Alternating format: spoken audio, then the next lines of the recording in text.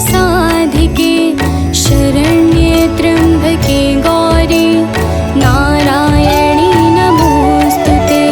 सर्वमङ्गल्ये माङ्गल्ये शिवे सर्वार्थ साधिके शरण्ये त्र्यम्बके गौरी नारायणी नमोस्तुते। सर्वमङ्गल्ये माङ्गल्ये शिवे सर्वार्थ साधिके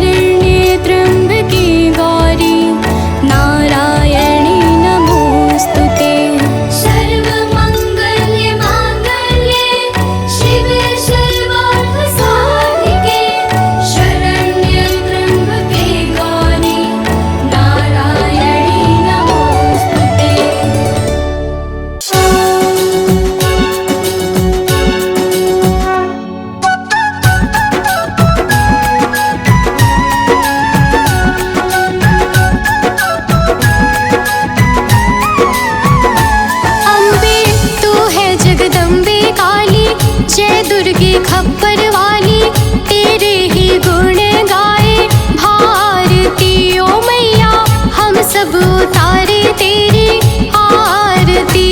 अम्बे तू है जगदम्बे काली जय दुर्गे खप्पर वाली तेरे ही गुण गाए भारती ओ मैया हम सब उतारे तेरी आरती।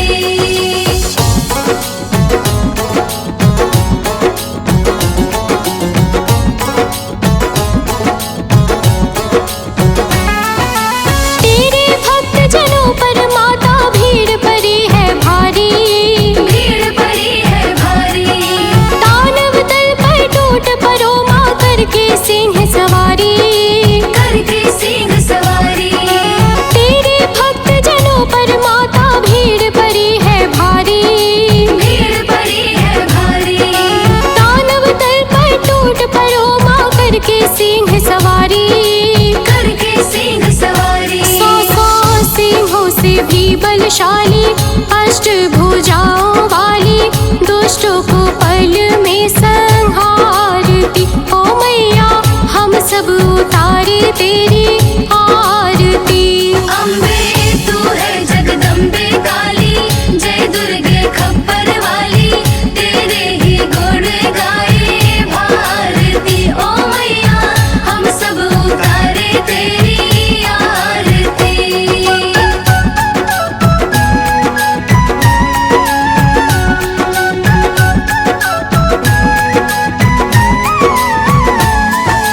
माँ बेटे का है इस जग में बड़ा ही निर्मल नाता, बड़ा ही निर्मल नाता। पूत कपूत सुने हैं पर ना माता सुनी को माता, माता सुनी को माता। माँ बेटे का है इस जग में बड़ा ही निर्मल नाता, बड़ा ही निर्मल नाता। पूत कपूत सुने हैं पर ना माता सुनी को माता, माता सुनी को माता। सब पे करुणा दर्शाने वाली अमृत बरसाने वाली दुखियों के दुखड़े निवारती ओ मैया हम सब उतारे तेरी आरती। अम्बे तू है जगदम्बे काली जय दुर्गे खप्पर वाली तेरे ही गुण गाए भारती ओ मैया हम सब उतारे तेरी आरती।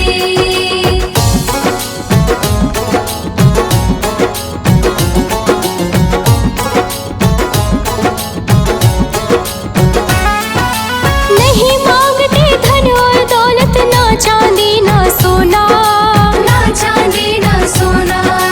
हम तो मांगे माँ तेरे मन में एक छोटा सा कोना, एक छोटा सा कोना। नहीं मांगते धन और दौलत ना चांदी ना सोना, ना चांदी ना सोना। हम तो मांगे माँ तेरे मन में एक छोटा सा कोना, एक छोटा सा कोना। सबकी बिगड़ी बनाने वाली लाज बचाने वाली सतियों के सत को सवारती ओ मैया हम सब उतारे तेरी आरती। अम्बे तू है जगदम्बे काली जय दुर्गे खप्पर वाली तेरे ही गुण गाए भारती ओ मैया हम सब उतारे तेरी आरती।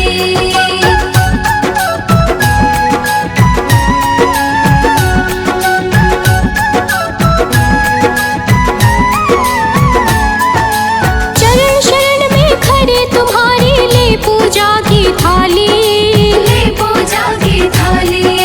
वरद हस्त सर पर रख दो माँ संकट हरने वाली, संकट हरने वाली। चरण शरण में खड़े तुम्हारी ले पूजा की थाली, ले पूजा की थाली। वरद हस्त सर पर रख दो माँ संकट हरने वाली, संकट हरने वाली। माँ भर दो भक्ति रस प्याली अष्टभुजाओं वाली भक्तों के कारज तू सवारती ओ मैया हम सब उतारे तेरी आरती। अम्बे तू है जगदम्बे का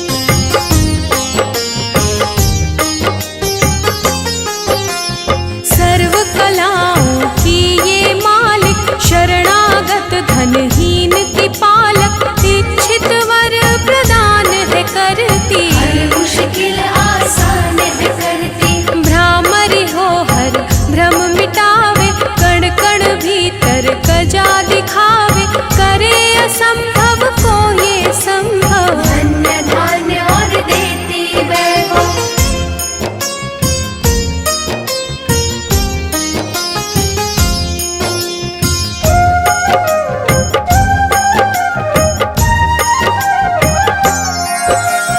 महासिद्धि महायोगिनी माता, महिषासुर की मर्दिनी माता, पूरी करे हर मन की आशा। जग है इसका खेल तमाशा। जय दुर्गा जय जय दमयंती, जीवन दायिनी ये ही जयंती, ये ही सावित्री ये कौमारी। महाविद्या ये परोपकारी।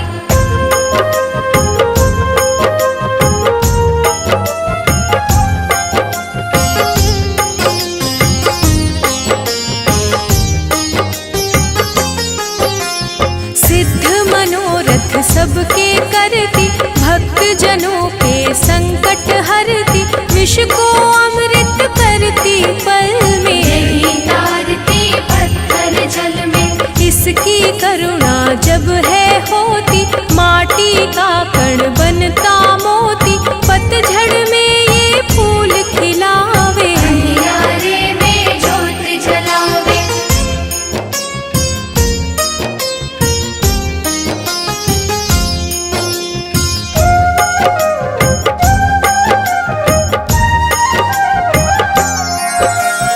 वेदों में वर्णित महिमा इसकी, ऐसी शोभा और है किसकी, ये नारायण ये ही ज्वाला। जपिए इसके नाम की माला।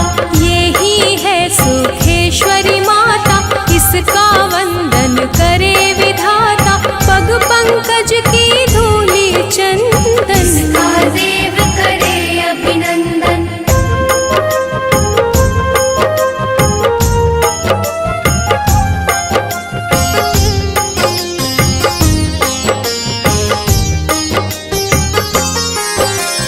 छिन्नमस्ता जब रंग दिखावे, भाग्यहीन के भाग्य जगावे, सिद्धि दात्री आदि भवानी। इसको सेवक है ब्रह्म ज्ञानी। शैल सुता माँ शक्तिशाला, इसका हर एक खेल निराला, जिस पर होवे अनुग्रह इसका।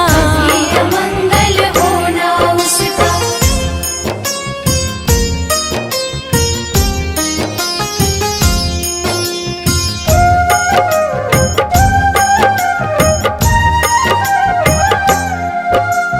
इसकी दया के पंख लगाकर, अंबर छूते हैं कई जाकर, राय को ये ही पर्वत करती। सागर में है सागर भरती। इसके कब्जे जग का सब है, शक्ति के बिना शिव भी शव है, शक्ति ही है शिव की माया। शक्ति ने ब्रह्मांड रचाया।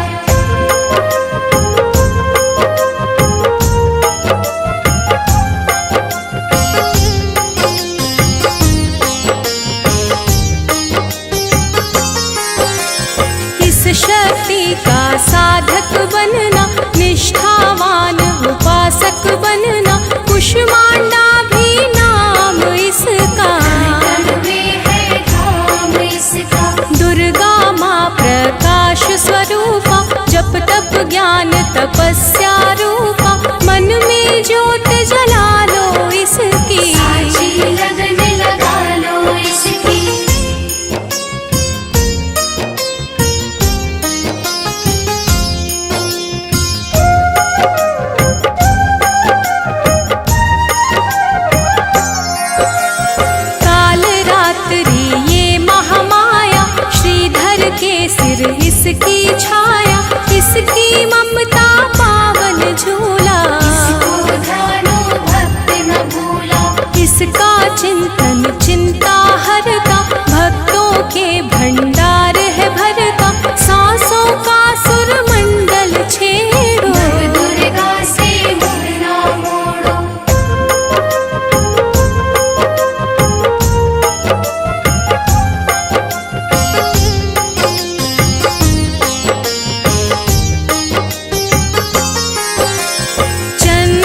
घंटा कात्यायनी महादयालु महाशिवानी, इसकी भक्ति कष्ट निवारे।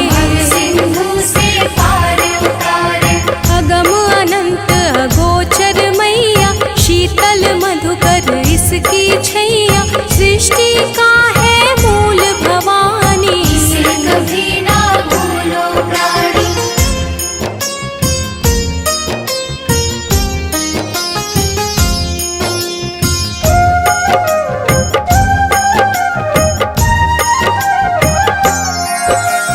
खड्ग धारिणी हो जब आए, काल रूप महाकाली कहाई, शुंभ निशुंभ को मार गिराया, देवों को भय मुक्त बनाया।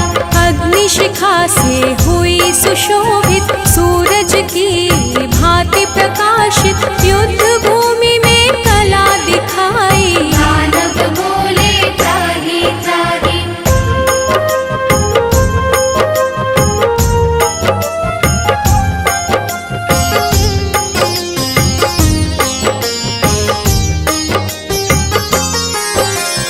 करे जो इसका जाप निरंतर, चले ना उस पर टोना मंतर, शुभ अशुभ सब इसकी माया। किसी ने इसका पार न पाया।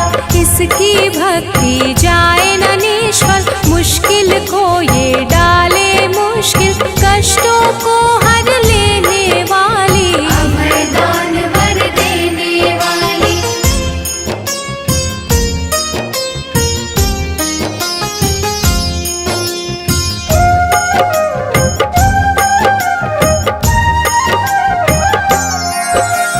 धन लक्ष्मी हो जब आती, कंगाली है मुंह छुपाती, चारों ओर छाए खुशहाली। नजर न आए फिर बदहाली।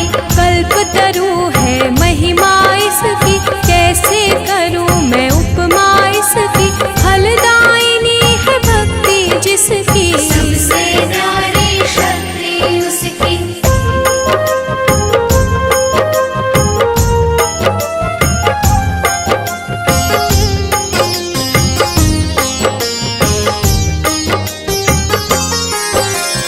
रक्तदंता भी इसे है कहते, चोर निशाचर दानव डरते, जब ये अमृत रस बरसावे। मृत्युलोक का भय न आवे।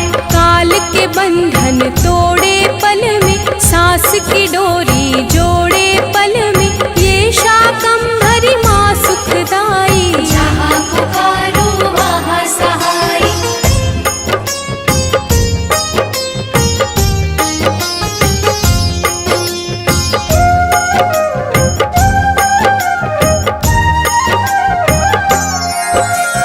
काल रात्रि ये महामाया, श्रीधर के सिर इसकी छाया, इसकी ममता पावन झूला। इसको ध्यानो भक्त न भूला।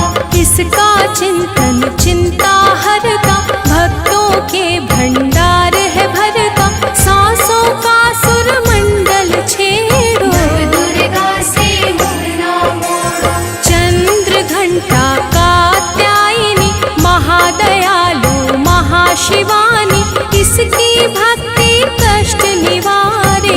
सिंधु से पार उतारे, विंध्यवासिनी नाम से करे जो निश दिन याद, उसके गृह में गूंजता हर्ष का सुर में नाद।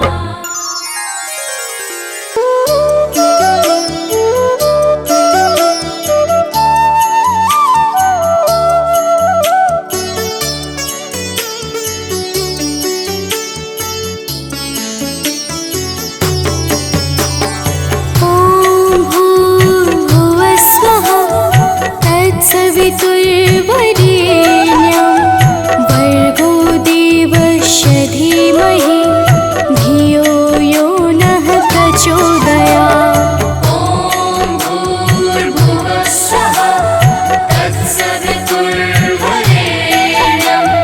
भर्गो देवस्य धीमहि, धियो यो नः प्रचोदयात्।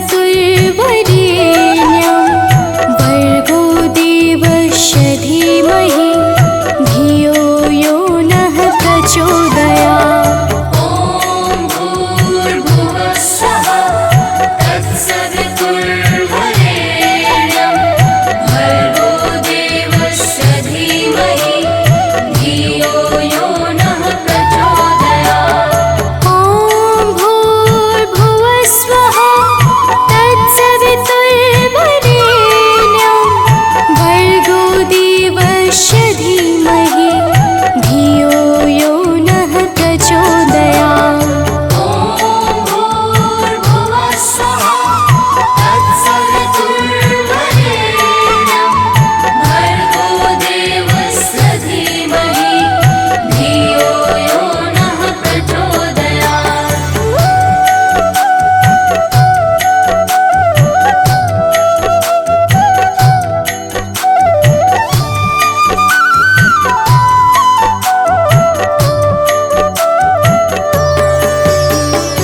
ॐ भूर्भुवः स्वः तत्सवितुर्वरेण्यं भर्गो देवस्य धीमहि धियो यो नः प्रचोदयात्।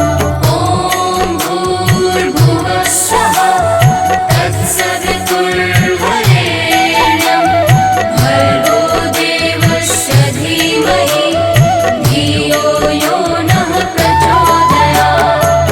ॐ भूर्भुवः स्वः तत्सवितुर्वरेण्यं भर्गो देवस्य धीमहि धियो यो नः प्रचोदयात्। ॐ भूर्भुवः स्वः तत्सवितुर्वरेण्यं भर्गो देवस्य धीमहि धियो यो नः प्रचोदयात्।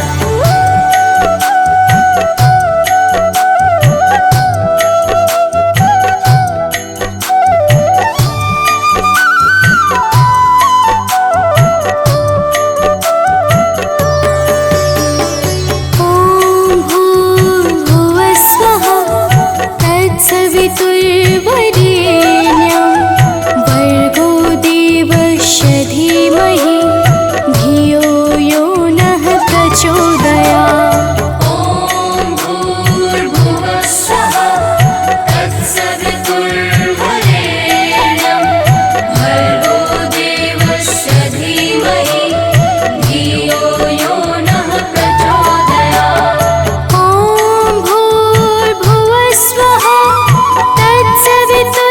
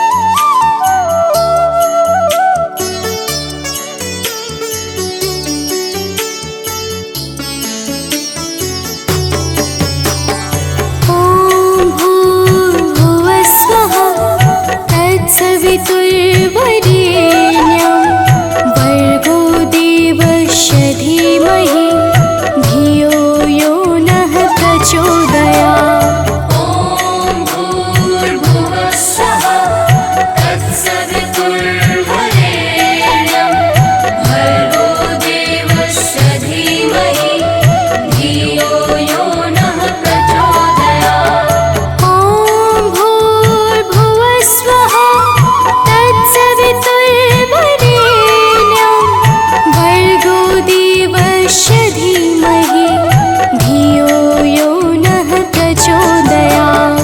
ॐ भूर्भुवः स्वः तत्सवितुर्वरेण्यं भर्गो देवस्य धीमहि धियो यो नः प्रचोदयात्।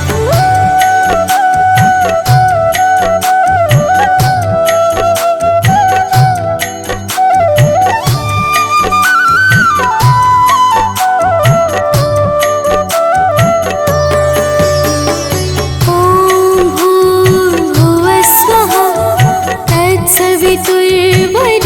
तत्सवितुर्वरेण्यं भर्गो देवस्य धीमहि धियो यो नः प्रचोदयात्।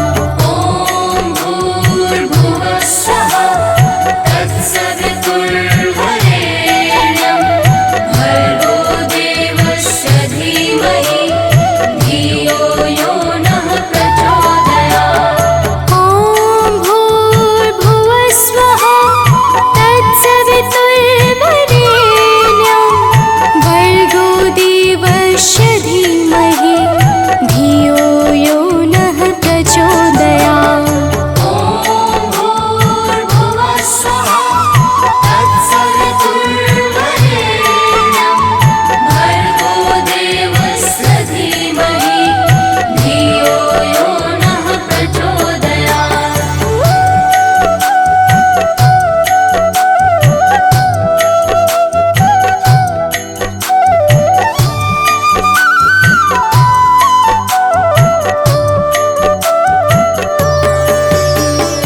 ॐ भूर्भुवः स्वः तत्सवितुर्वरेण्यं भर्गो देवस्य धीमहि धियो यो नः प्रचोदयात्। ॐ भूर्भुवः स्वः तत्सवितुर्वरेण्यं भर्गो देवस्य धीमहि धियो यो नः प्रचोदयात्। ॐ भूर्भुवः स्वः तत्सवितुर्वरेण्यं भर्गो देवस्य धीमहि धियो यो नः प्रचोदयात्। ॐ भूर्भुवः स्वः तत्सवितुर्वरेण्यं भर्गो देवस्य धीमहि धियो यो नः प्रचोदयात्। ॐ भूर्भुवः स्वः तत्सवितुर्वरेण्यं भर्गो देवस्य धीमहि धियो यो नः प्रचोदयात्।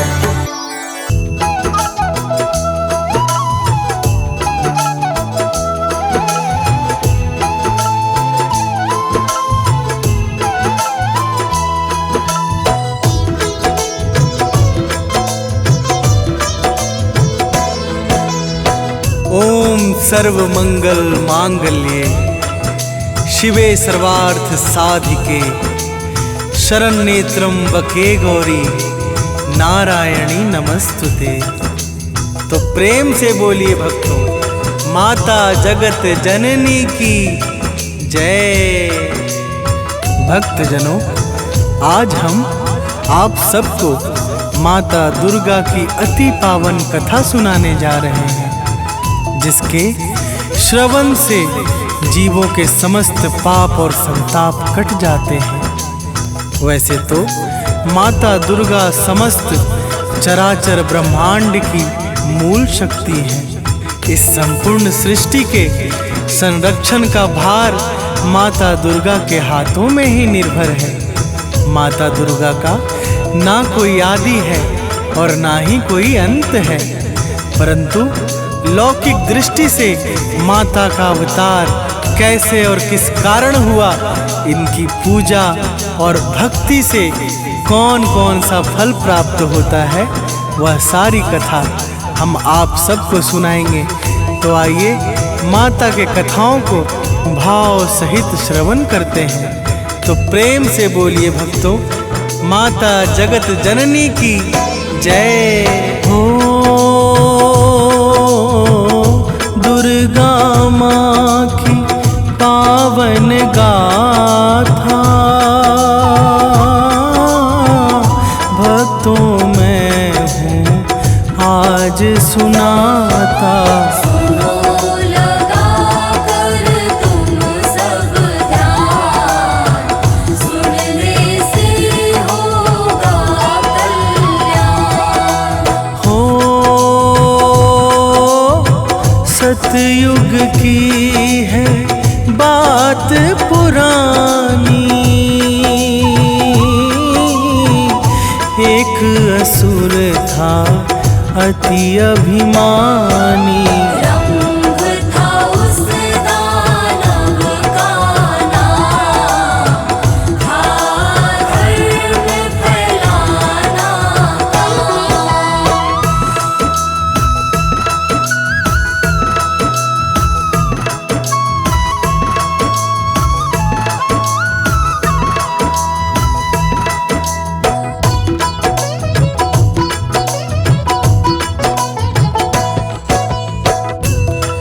भक्तजनों, सतयुग में रंभ नाम का एक अति अभिमानी दानव हुआ। रंभ एक बार एक जंगल से होकर जा रहा था। जंगल में उसने एक भैंस को देखा और उसे उस भैंस से प्रेम हो गया। जिनके योग्य से एक अति मायावी और बलवान पुत्र उत्पन्न हुआ, जिसका नाम था महिषासुर। महिषासुर इच्छा के अनुसार कोई भी रूप धारण करने में समर्थ और कुशल था। एक बार उसने ब्रह्मा जी की घनघोर तपस्या की। ब्रह्मदेव प्रकट हुए तो वह बोला। तो प्रेम से बोलिए भक्तों, माता जगत जननी की जय हो। आप तो हो प्रभु अंतर्यामी, मुझे अमर कर दो हे स्वामी। बोले ब्रह्मदेव भगवान, नहीं मिलेगा यह वरदान। हो इसे छोड़कर जो चाहोगे, महिषासुर तुम वो पाओगे। मांगो कोई और वरदान, सोच समझ कर देंगे ध्यान।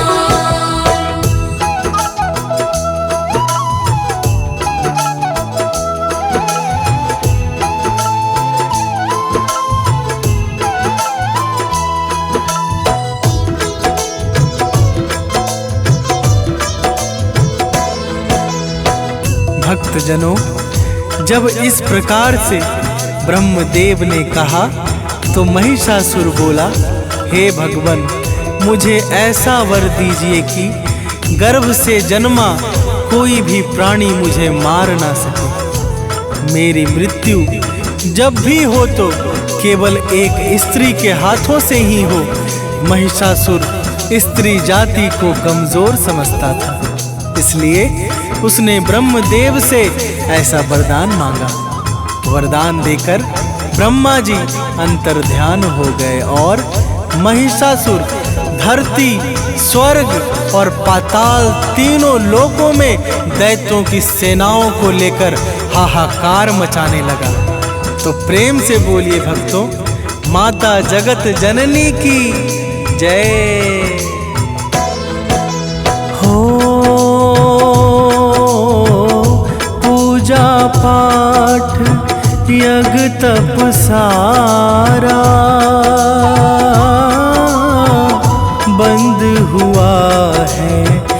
मंदिर द्वारा।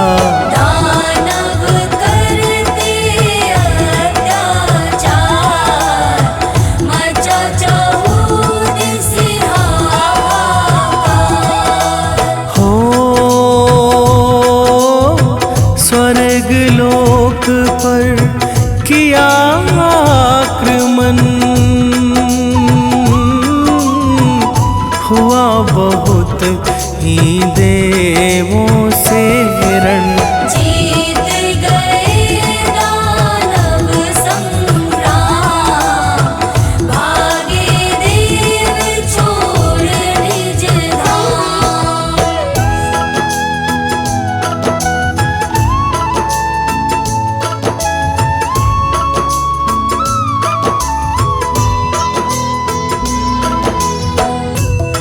भक्तजनों, इस प्रकार से दानवराज महिषासुर ने देवलोक पर अपना अधिकार जमा लिया। समस्त देवता अत्यंत दुखी होकर ब्रह्मा जी के पास गए। ब्रह्मा जी सभी देवताओं को लेकर वहां पहुंच गए जहां भगवान विष्णु भगवान भोले शंकर के साथ पहले से ही खड़े थे। देवताओं से महिषासुर का अत्याचार सुनकर भगवान अत्यधिक क्रोधित हुए, जिस कारण उनके मुख से एक महान तेज प्रकट हुआ।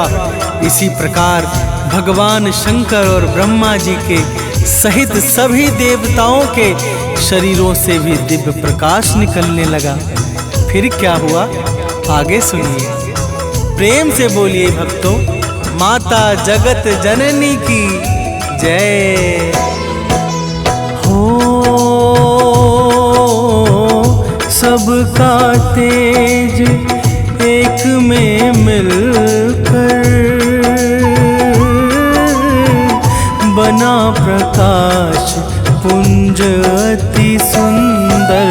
जिसका था अतिशय विस्तार, जिससे चमक उठा संसार। हो उस प्रकाश ने तेज दिखाया, एक नारी का रूप बनाया।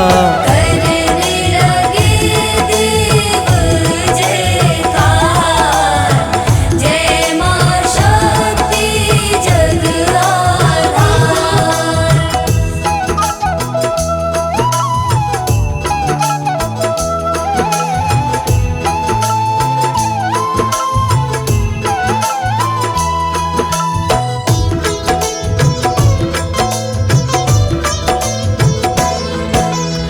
भक्तजनों, देखते ही देखते उस दिव्य प्रकाश ने एक अति सुंदर स्त्री का रूप धारण कर लिया।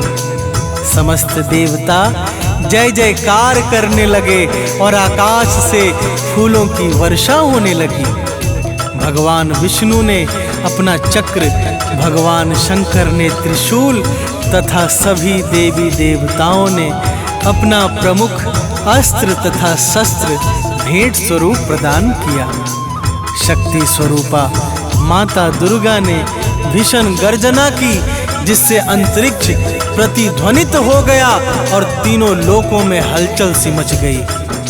तो प्रेम से बोलिए भक्तों, माता जगत जननी की जय हो। दानव ने संदेशा पाया,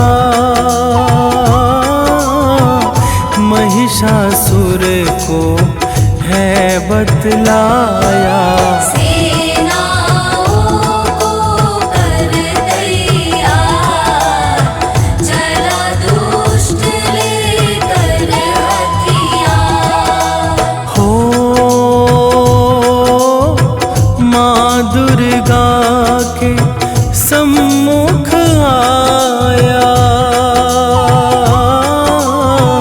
महायुद्ध का नाद बजाया।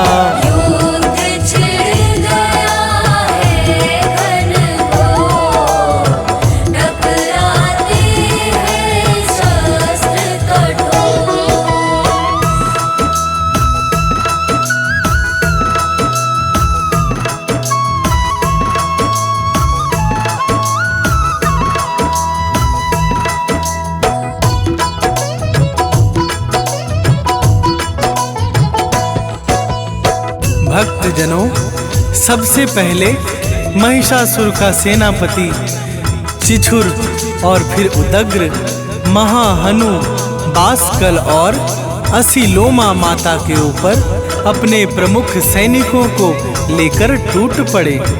फिर महिषासुर की चतुरंगिनी सेना ने माता को चारों तरफ से घेर लिया और विषम अस्त्र शस्त्रों से प्रहार करने लगे।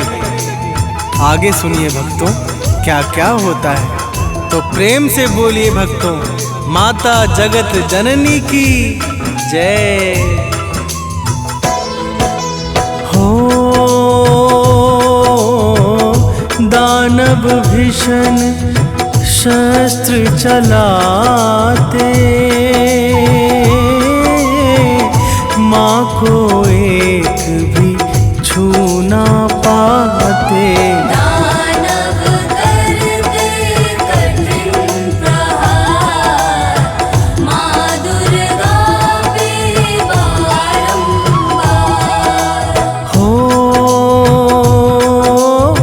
माँ ने भीषण रूप बनाया, दानव पर त्रिशूल चलाया। मचा भयंकर हाहाकार, हुआ दानवों का संहार।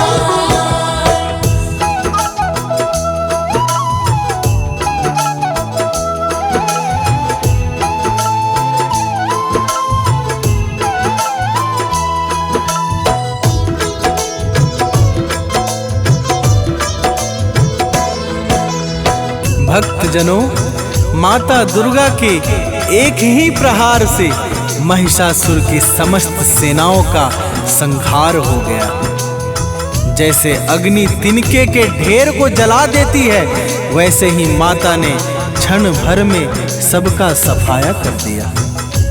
देवता प्रसन्न होकर माता पर फूल बरसाने लगे और चिछुर इस प्रकार से अपनी सेना का नाश देखकर तिलमिला उठा। फिर क्या हुआ, आगे सुनिए, तो प्रेम से बोलिए भक्तों, माता जगत जननी की जय हो। चिछुर ने अग्नित बाण चलाया, माँ ने सबको काट गिराया। जिस पर था उसको अभिमान, किया सूल का संधान। हो सूल मात के सम्मुख आया, भस्म हुआ कुछ कर ना पाया। फिर माता ने किया प्रहार, चिछुर दैत्य का हुआ संहार।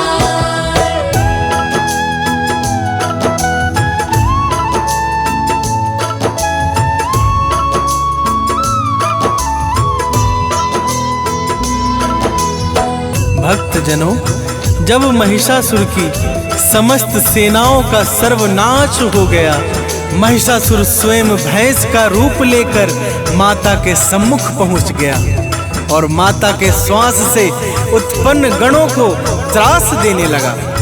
फिर वह माँ दुर्गा के सिंह पर दौड़ पड़ा, जिसे देख माता क्रोधित हो गई। महिषासुर अत्यंत भयंकर रूप लेकर अपने सींगों से पर्वतों को उखाड़कर माता के ऊपर फेंकने लगा। तो आगे सुनिए भक्तों, और क्या क्या होता है, तो प्रेम से बोलिए, माता जगत जननी की जय हो। महिषासुर माता पर ध्याया, किंतु निकट जा भी नहीं पाया। माँ ने बाण चलाया सारा,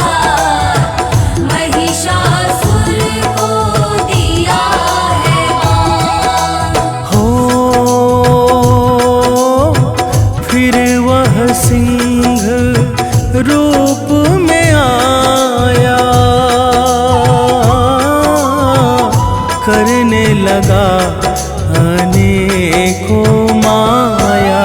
मान किया शक्ति संधान, हुआ दैत्य तब अंतर्धान।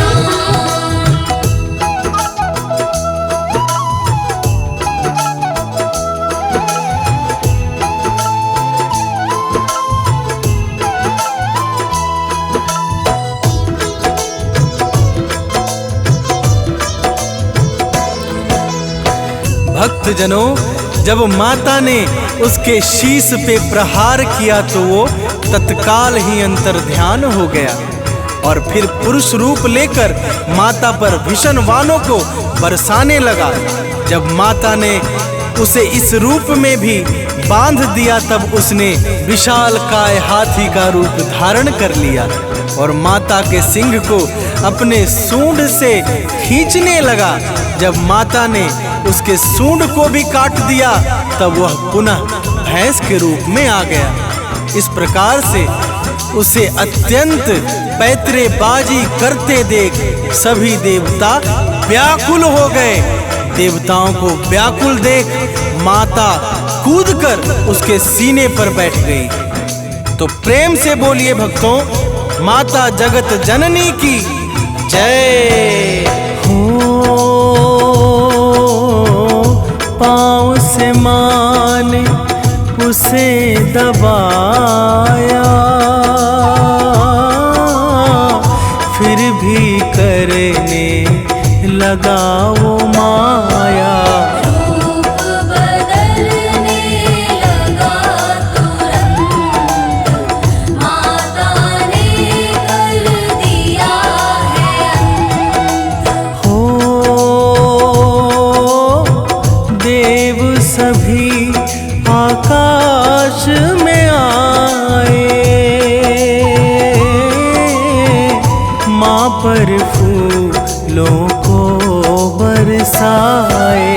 करने लगे सभी यशगान, माता तुम हो अति महान।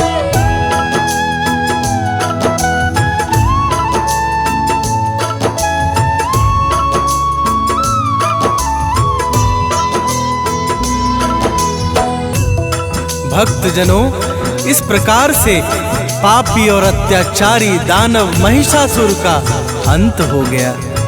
समस्त लोकों में परम मंगलमय वातावरण छा गया।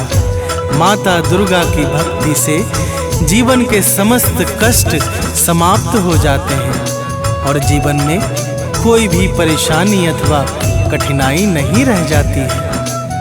तो प्रेम से बोलिए भक्तों, माता जगत जननी की जय हो। कथा भाव से जो गाएगा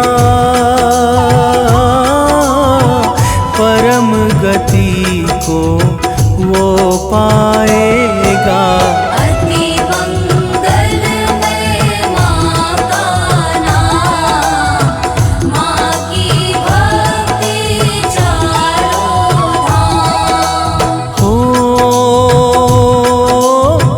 अमित सानंद को दास बना लो, चरणों में है अब अपना लो। हे मात शक्ति सुखदाम, तुमको बारंबार प्रणाम।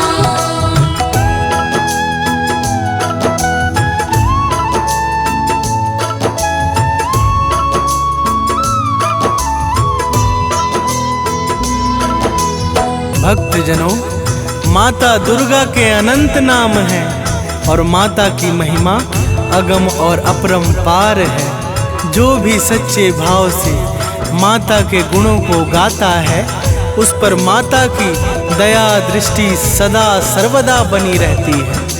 अब हम इस पावन मंगलमय कथा का यहीं पर विश्राम करते हैं। जय माता दी। तो प्रेम से बोलिए भक्तों, माता जगत जननी की जय।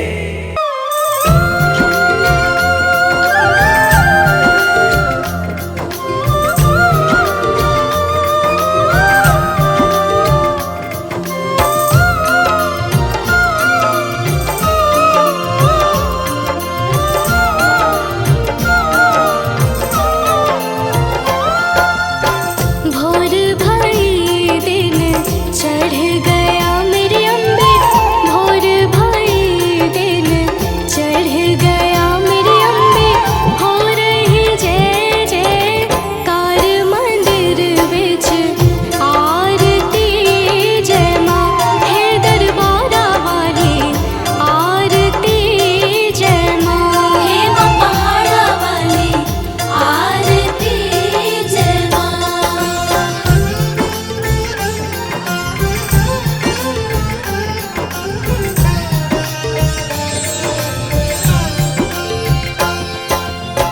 काहे दी मैया तेरी आरती बनावा, काहे दी मैया तेरी आरती बनावा।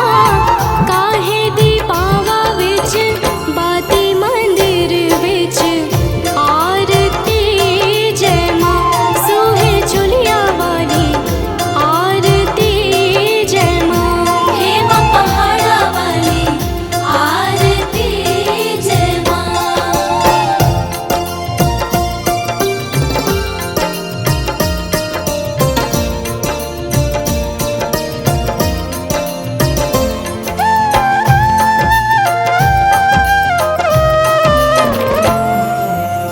सर्व सोने दी आरती बनावा, सर्व सोने दी आरती बनावा। अगर कपूर पावा बाती मंदिर विच आरती, जय माँ हे माँ पिंडी रानी आरती, जय माँ हे माँ पहाड़ा वाली आरती जय माँ।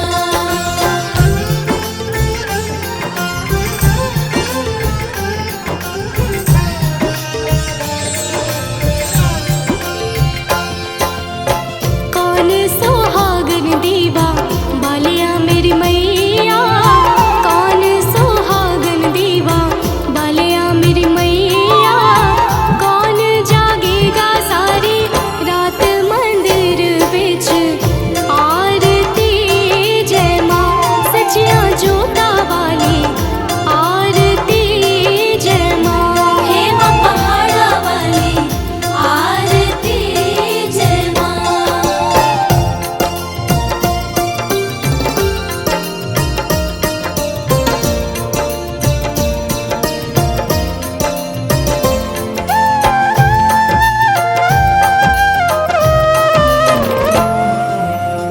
सर्व सुहागन दीवा बालिया मेरे अम्बे, सर्व सुहागन दीवा बालिया मेरे अम्बे। जोत जागेगी सारी रात मंदिर विच आरती, जय माँ हे माँ त्रिकुटा रानी आरती, जय माँ हे माँ पहाड़ा वाली आरती जय माँ।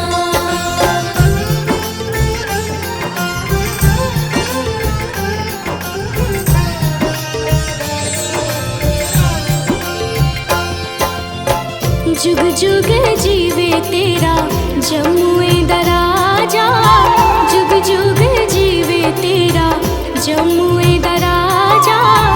जिस तेरा भवन बनाया मंदिर विच आरती, जय माँ है मेरी अम्बे रानी आरती, जय माँ हे माँ पहाड़ा वाली आरती जय माँ।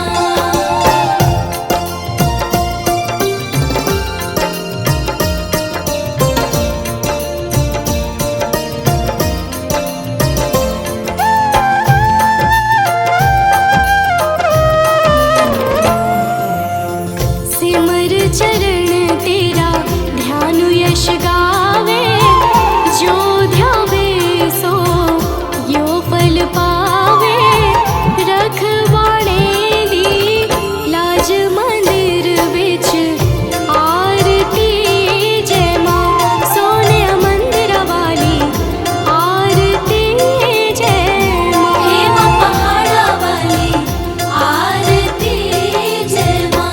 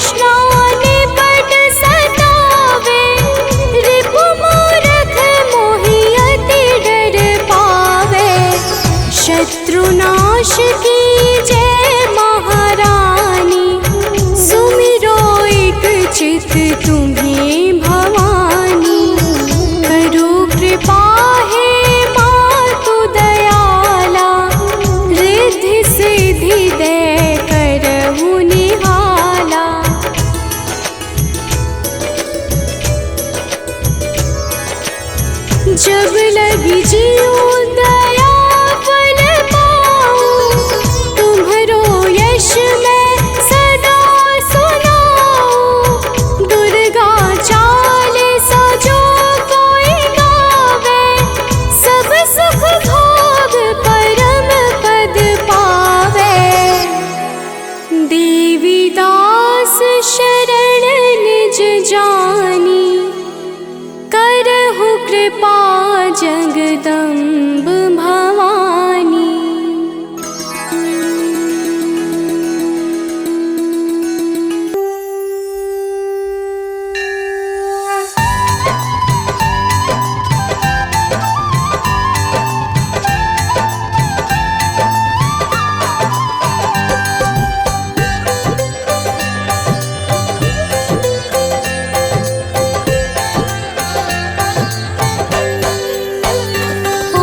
जय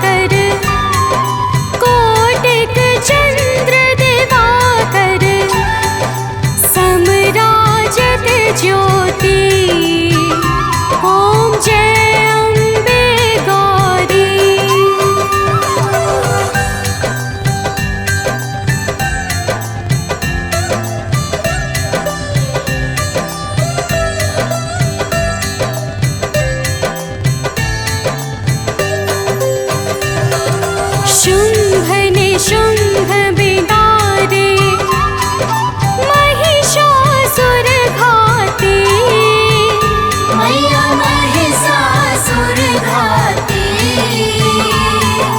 धूम्र विलोचन नैना धूम्र विलोचन नैना निश दिन मदमाती ओम जय अम्बे गौरी।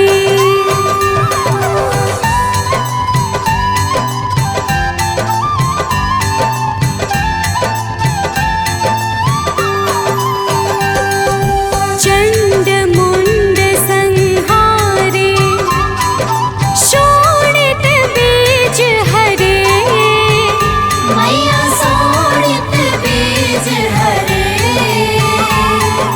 मधु कैटभ दो मारे मधु कैटभ दो मारे सुर भयहीन करे ओम जय अम्बे गौरी।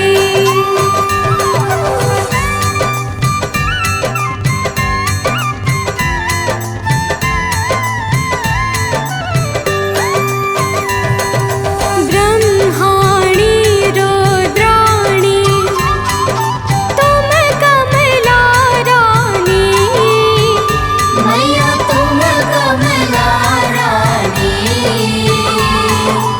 आगम निगम बखानी आगम निगम बखानी तुम शिव पटरानी ओम जय अम्बे गौरी।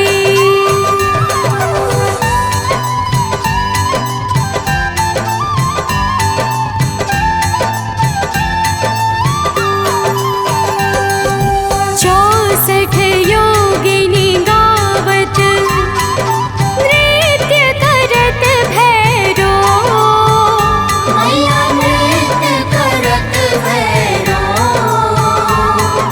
बाजत ताल मृदंगा बाजत ताल मृदंगा अरु बाजत डमरू ओम जय अम्बे गौरी।